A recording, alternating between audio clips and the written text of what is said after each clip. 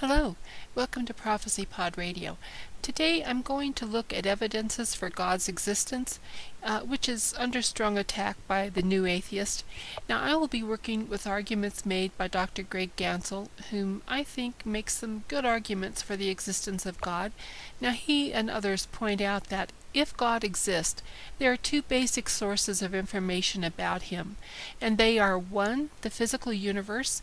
Now we can draw conclusions about God from what we observe in the universe. We look at the physical universe, and we look at human nature, and we look at culture, and we observe things which may be clues to the existence or the nature of a supernatural being. Or two, God could have entered the universe and told us about himself, about morality, about meaning, and how to have a relationship with him, and this is called revelation. Now the reasons to believe in God, there are two observations that give us good reason to think there is a God.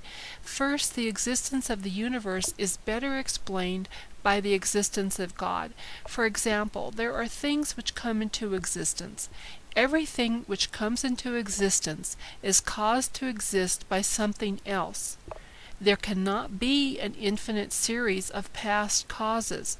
Therefore, there exists a first cause which did not come into existence. In other words, the first cause always existed. Now, I'll go into a little more detail about each of the steps in this argument. Premise one is that there are things which came into existence. Now, many things have come into existence. You came into existence. I came into existence. Now, this premise is not controversial. Premise two is everything which comes into existence is caused to exist by something else. Now, it's obvious that nothing can cause itself to come into existence, because anything that causes itself to come into existence had to exist before it existed, and that's just impossible.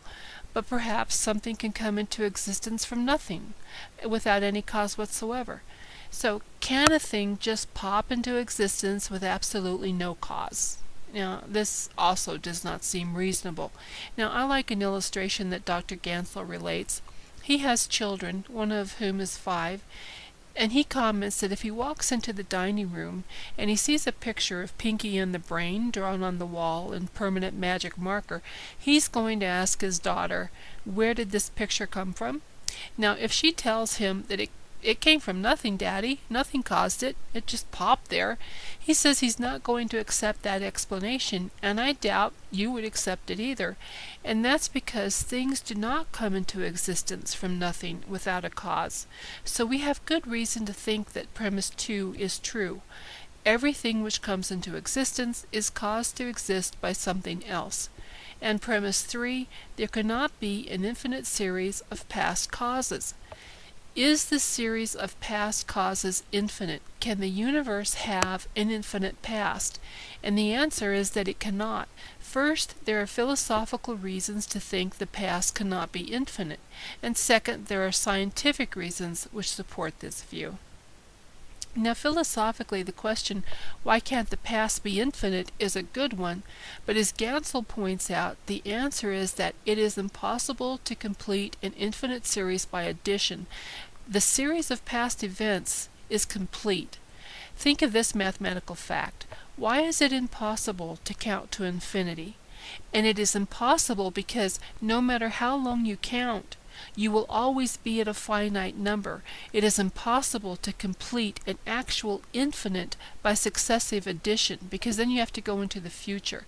Now, the past is complete, and as Gansel says, this means that the entire series of past events ends now. It ends today. Tomorrow is not part of the series of past events. The series of past events does not extend into the future. It is complete at the present, and if it is impossible to complete an infinite series of successive addition, as it is impossible to count to infinity, the past cannot be infinite. If the past is finite, that is, if it had a beginning, then the universe had a beginning.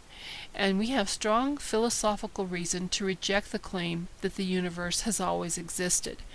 But more people are probably concerned about the scientific reasons why we can't be, why the past can't be infinite, so I'll just point those out.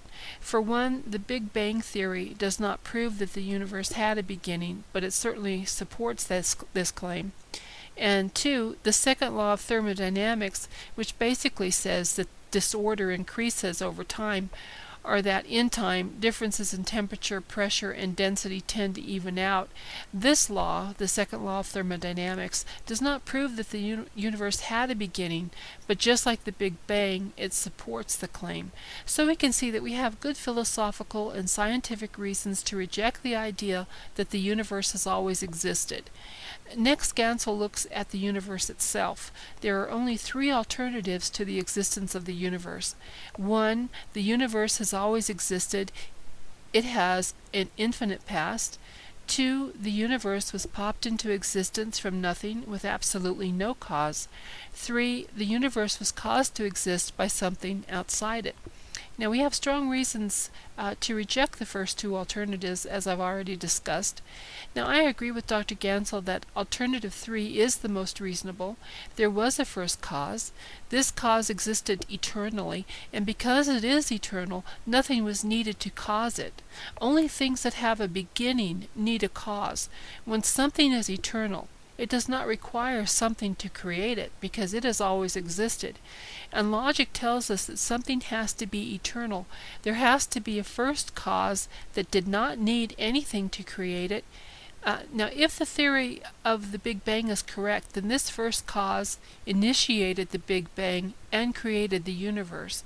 Now, next, Gansel asks what we can know about this cause and why think the cause is God.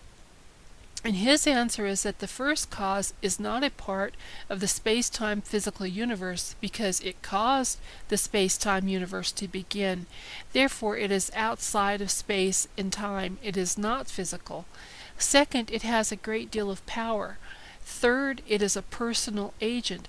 This means it is not an inert force, but it must have aspects of personhood, namely that it wills things to be caused. And how do we know this? This is because it is the best answer to the question of why the Big Bang happened when it did. Why didn't it happen sooner? Why didn't it happen later? All of the conditions for producing the Big Bang existed from eternity. The only kind of cause we know of that can initiate an effect when all of the conditions are already present is the will of a personal agent. Now, Dr. Gansel does not argue that it is logically impossible that the universe popped into existence from nothing without cause. He argues that it is more reasonable to hold that it had a cause and that this cause is a non-physical personal agent, namely God. And I agree with him. So it seems that the first argument is fairly strong. The existence of the universe is better explained by the existence of God. Now, I said there are two observations that give us good reason to think there is a God, and the first one was that the existence of a universe is better explained by the existence of God, and the second is that the existence of objective moral values is better explained by the existence of God. And that's a very strong argument, and I'll go into that in my next podcast. So that's all I have for today, and as always, I'd like to thank you for listening to Prophecy Pod Radio, and I hope you will join me next time.